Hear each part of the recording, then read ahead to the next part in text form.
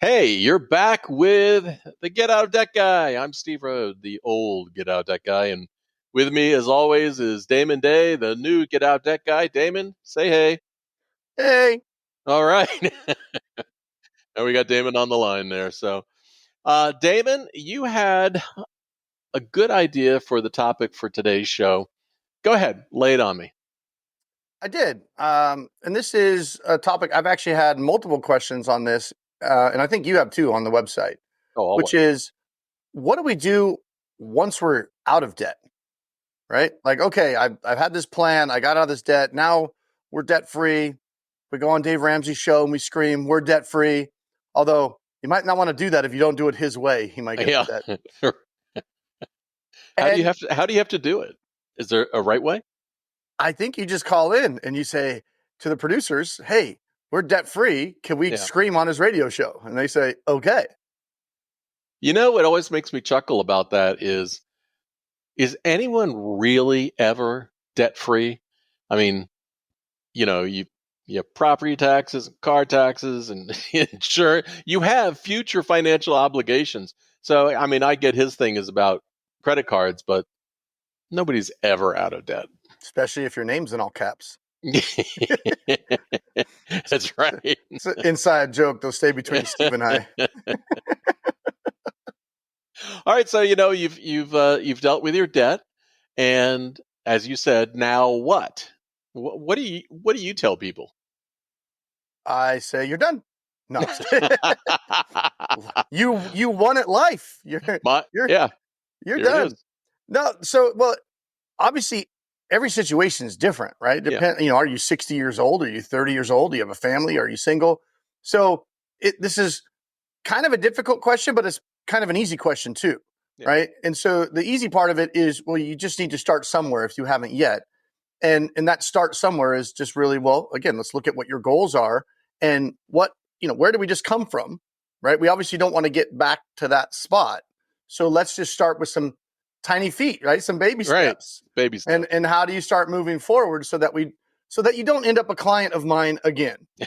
Sometimes it happens and that's fine, but Yeah. that the Well, goal is to one of the not things be a I client of mine again. one of the things I've always said over the many years is, there's no sense wasting a perfectly good mistake. Let's figure out what we can learn from the current situation, not do that again, and prepare ourselves for a better life forward. And you and I have talked about this before, and sometimes, well, most of the time, or nearly all the time, it means when you're digging yourself out of debt or dealing with your debt, you need to begin the savings habit then. Don't wait till it's over, because far too often we've both seen the situations of people who procrastinate, never take action, and their debt situation doesn't get better immediately or soon. And then they've wasted all that time saving and just go further into debt. Well, that even brings up another point, right? Or the point you were trying to make, but I want to clarify it, which is this other question I get a lot. Mm. Okay, so I want to start saving, right? I need to build up my retirement because I drained it to get out of debt, or I've been draining it to kind of keep up on the bills, or whatever it is. And so there's this question of when do you start saving?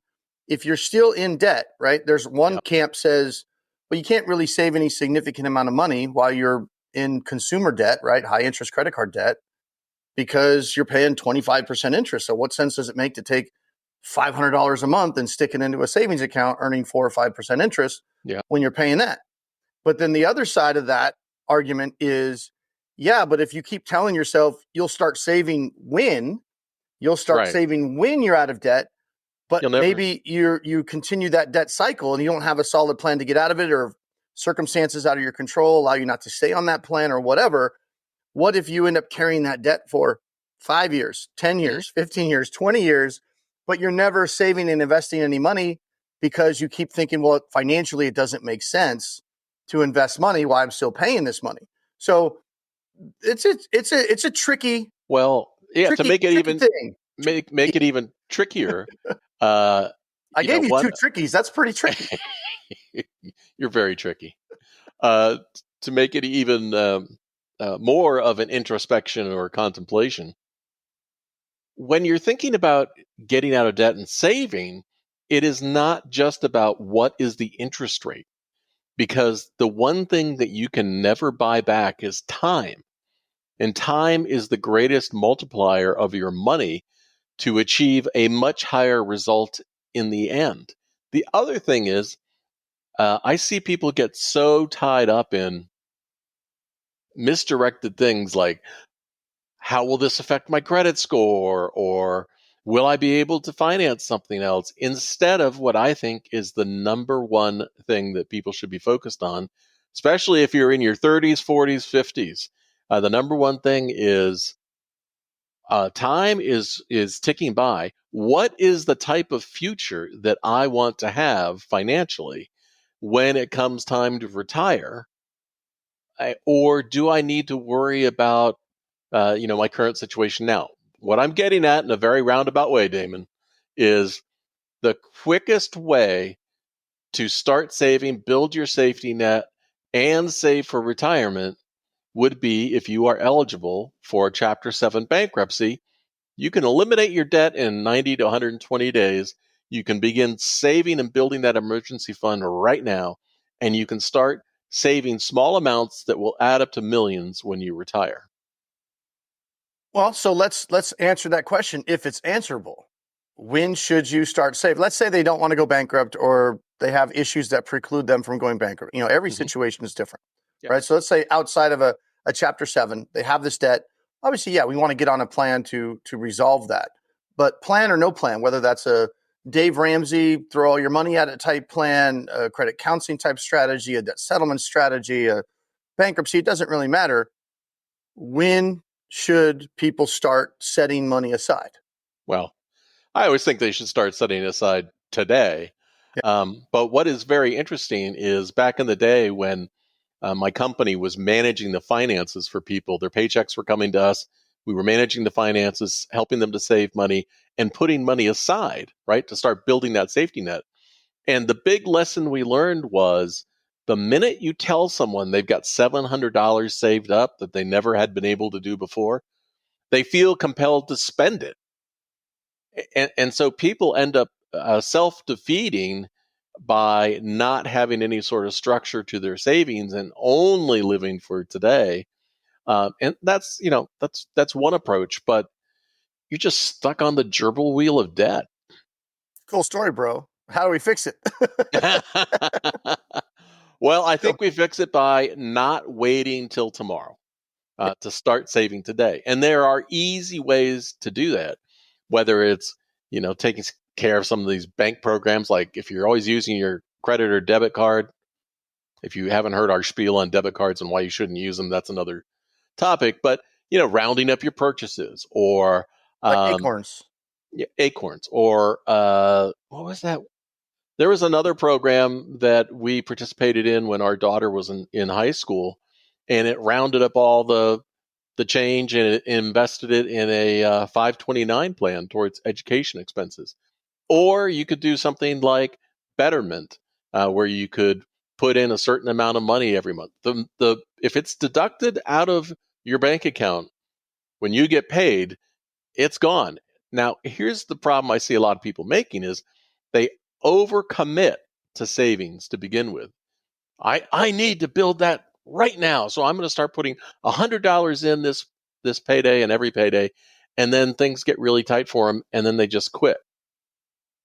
Hey, start with 25 bucks. If you can do that and not miss it, bump it up. You keep Yeah. bumping it up until you're building that safety net. And here's why that safety net is important. Call it an emergency fund or whatever the hell you want to call it.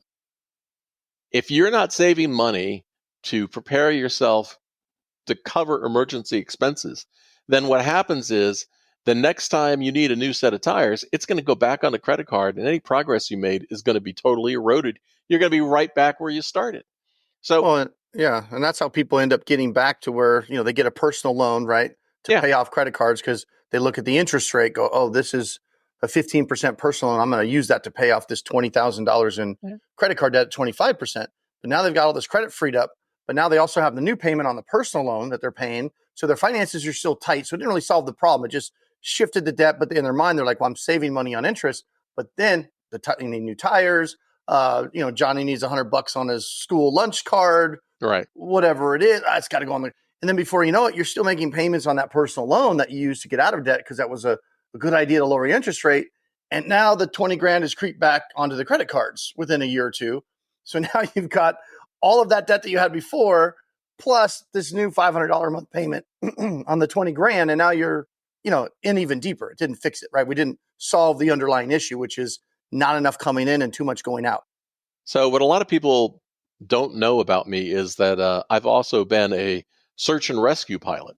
And I bring that up because there are often times where you find yourself in a situation where what you really need is somebody else with the right skills for you to talk to. We always call it a safety pilot.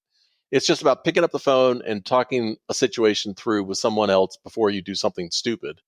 And oftentimes that can lead you to a good conclusion. And Damon, I think that, you're the safety pilot for a lot of people who, if they only contacted you through your website at damonday, DAMONDAY.com, and work their way through these situations, they could then make really good, educated, and informed decisions about how to move forward instead of just being stuck in the cycle of debt or falling for the next scam. Yeah, because there's a lot of aspects that go into it, and I always go back to, well, you got to have a customized strategy, and I sound like a broken record, but you Hmm. really do, because everybody is in different situations, different circumstances. And, when we talk about what do you do once you're out of debt, or do you start saving when you're still in debt? And if you're going to start saving, how much do you save? Do you save a couple $1,000s? Like, Dave Ramsey's little emergency fund, which is obviously a good thing to have, right? Because if you're going through some kind of a debt relief strategy, whether it's bankruptcy or settlement or whatever it is, you're probably not going to have access to credit cards, right? So you get yourself in a bad situation. Like you said, tires go out, you need new tires. If you don't have at least a couple $1,000s saved up and you don't have access Yeah, to credit, now you're in a real tight spot, which right. is why, when these consumers call debt settlement companies and things like that, and all they do is focus on, oh, stop paying all your credit cards and send us the money instead of, paying your creditors. What they don't really help people figure out and plan out is, hey, for the first time in maybe forever or quite a long time, you're going to be going through life every day with no savings because you don't have any Right. and no access to credit. Right. What's your life going to look like if you have something that comes up? Maybe you've not been in this situation for 10 or 20 years. You've always had either savings or credit, but now all of a sudden you're going to, and I've seen debt settlement companies tell people stop paying their credit cards when they have no savings and they have at least still have available credit, right? Yeah. Now, from a temporary, at least a temporary solution, that available credit does represent a lifeline if you have Yeah. an emergency. So maybe don't cut off that lifeline before you have money saved. Get the money saved first, then go ahead and cut off that lifeline if you need to do that to get out of debt. So there's a lot of different angles here, but where I come down on it is you always need savings or credit in the short term, one or the other. You need access to a couple $1,000s no matter what Hmm. the scenario is, because if you don't, something will happen. Something always happens, right? That friend we all have called Murphy. Murphy has these laws, And and he's he got a wrote these bet. laws. Yeah, he wrote these laws for a reason. So now, depending on your situation, you might not have to save tens of thousands of dollars while you're still getting out of debt. Maybe you get to a point where, okay, I've got enough saved. Now I can really throw extra money at this debt because I've got enough of a cushion. But then once you're out of debt, this is what I tell my clients all the time. If you're going through some kind of a debt relief strategy or a debt payoff or whatever, and you're allocating a certain amount of money per month out of your checks Hmm. to this debt repayment for whatever reason, with settlement, credit counseling, Dave Ramsey, whatever. Well, let's say that's 1,000 a month, 2,000 a month, whatever that is. Once you're done with the debt, or done with whatever the program is or whatever, you have this window Right. where you've got $2,000 a month that you had been allocating towards this debt repayment. That Right. is not in your lifestyle, right? You're living your life. Your family is living a life that does not include this $2,000 that you technically have every month, but was getting allocated to something that is now resolved, and it does not need to be allocated to that anymore. Right. If you get to that point without a plan for what to do with this 2,000, here's what I promise you will happen. Within a few months, you'll be like, what 2,000 a month? Right. It's all Life gone. It's here, life there, everywhere. expands. Life expands to fill your income. Exactly. So that's the biggest point I can tell people. If you are getting out of debt and you're allocating a whole bunch of money to do that for whatever reason, whatever plan you're on, before you get to the end of that, at some point, sit down, put together a plan for a wish list, if you will. What if I had this extra 2,000? What's important to me? What would I like to do? Would I like to max out my 401k? Would I like to save for a trip? Would I like to catch up on my kids, saving for college because they're only 5 years away? Whatever that is, come up with that. Figure out how much of that $2,000 you want to allocate to that. Maybe 500 of that is going to be back into entertainment expenses, so we can kind of live a little bit because we've been living a really stringent life the last couple of years with no money. Maybe we want to do some nice things a little bit, so we'll take part of that, right? But have that plan set up, and then you should go as far as actually allocating that money, having bank accounts set up specifically for those things, for saving for retirement. Have an IRA, max out your 401k, right? That's the first step I go to, right? Yeah, What do I if you've do? got an employer who is providing you with matching money, that's 100% free money just for you saving for your own retirement. That it would be Yeah, stupid. Well, stupid's a hard word, but it would be ill-informed for you not to do that. yeah, that's the first thing I kind of go to is, hey, do you have a 401k at work? Yeah. Do they have a match? Yeah. Are you maxing at least the contribution at least up to the max Hmm. match? No, you're not. Okay, start there. That's easy. That's go and meet with HR. Hey, I want to increase my contribution. Done. Out of sight, out of mind. That's the first thing that you could do in most cases is go ahead and max out your retirement. If that is not enough because you're trying to play catch up and you're really old like Steve and I, and you're like, okay, I've my first 20 years of working. Okay, we're gonna do better moving forward. Now I'm 40. I'm in my mid 40s, whatever, and my retirement needs to start over. My 401k is good, but I need to increase that. Well, then you can look at even like Steve mentioned, Acorns or Betterment. They have retirement accounts that you can set up with them. And you can do more than just your 401k. You can set up an IRA or whatever you want to do for you, maybe even your spouse, and increase those contributions and start trying to catch up your retirement. So that's the first place I tell people to start, especially if they're already kind of midlife or past. Like, let's look at your retirement because that's going to come up sooner than you think. It's funny. I was running a financial services company, had 70 employees. There was never a time where I could get more than about 20% of employees to participate in the matching program that we had. Even though this is what they did, uh, they just couldn't do it. And one of the reasons why, well, they felt like they were, in their 20s or 30s and there's lots of time to save or whatever. But you're just pissing away free money. Now, Yeah. the other thing is this dangerous behavioral economic process or theory called hyperbolic discounting, which is proven. It shows that we put more weight and emphasis on today than we do tomorrow. Because the question that I always like to watch people struggle through is okay, I hear what you're saying about repaying your debt and you want to do that settlement program, that credit counseling program, whatever it is you want to do, and you're willing to spend $60,000 over the next 5 years in monthly payments to dig yourself out of debt and feel better about your situation. But if I told you you could take those same monthly payments and you could start putting them in something easy like a Dow index mutual fund, and you did that for the next 5 years and never put another dollar in, and when you retired, that would be over $1 million. What makes more sense for you? So ultimately, the answer comes down to, as I always say, debt is nothing more than math wrapped with emotion. Because ultimately, somebody who says, "I want to repay my debt at the sacrifice of $1 million when I retire," you do you, boo. Um, but at least have the information to make an informed decision. Yeah.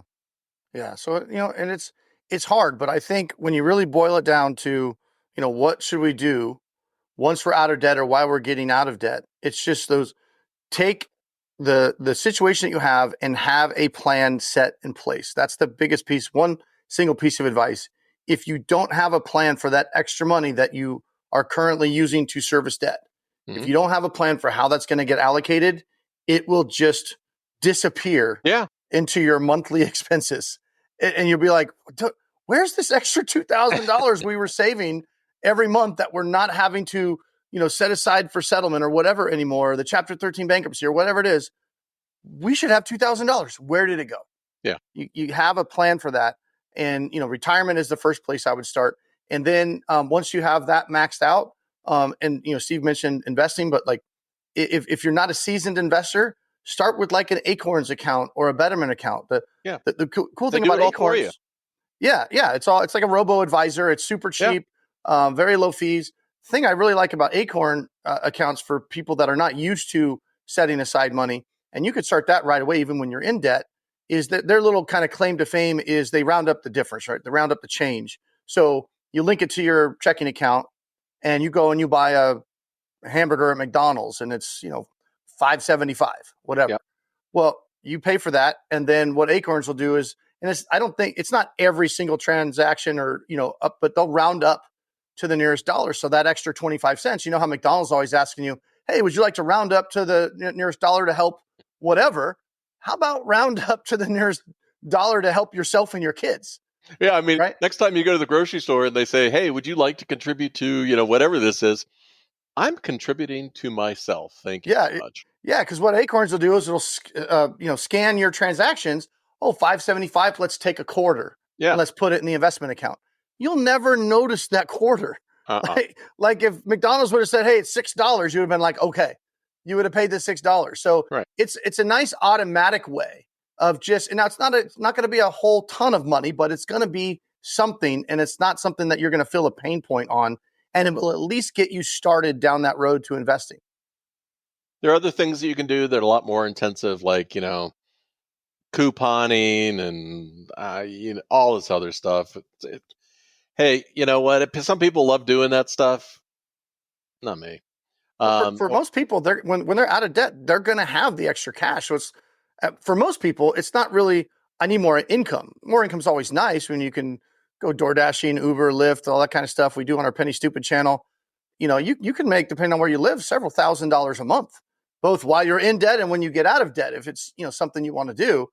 But but for a lot of people, it's not that they don't have enough cash once they're out of debt. It's like, Mhm. okay, we have enough cash now because this obligation is gone.